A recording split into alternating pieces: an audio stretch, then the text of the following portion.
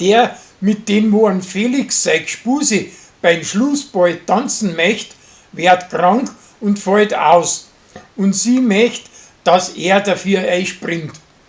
Zuerst traut er ihm's nicht zu, aber die Uri bringt sie ihm nachher schon bei. Der Hubert mit seinem Handy zeigt an Martin, wie einfach der Wecker geht.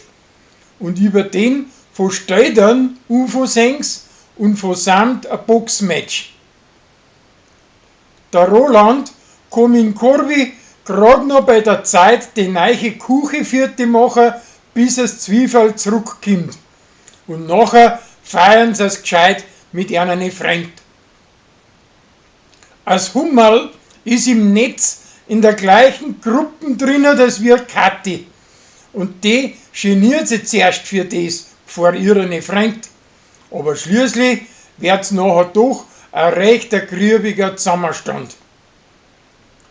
Für die Gäste im Wirtshaus macht der Patrick Fleischpflanzelsemin so wie bei den Ami und tut's auf eine extra Speiskarten auf. Der Uri gefällt das gar nicht und sie arbeitet ihm dagegen. Aber bei den Leuten kommen's recht gut an und schließlich erfindet er noch ein bayerische Sorten und geht ihr der Uri seinen Namen und sie ist pfrimm damit. Der Korbi riecht am Fahrer seinen kaputten Sessel und er sinst wieder her. Und auf das auf kommen haufenweise Leute daher und möchten das auch. Stattdessen zeigt er ihnen aber, wie sie es selber machen können. Als Zwiebel und sein Jumpsterer möchten mit einem anderen Tango tanzen. Und der Sascha soll sie auch beibringen. Es haut leider nicht hin, weil sie viel zu steif ist dazu. Aber schließlich kriegt's doch außer, wie es geht.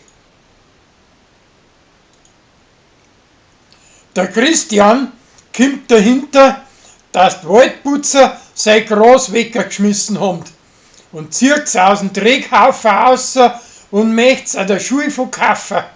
Aber die Schuldirektorin erwischt ihn dabei und möchte ihn aus der Schule rausschmeißen. Zu seinen Vatern ist er hübsch batzig und drum haut ihm der eine runter.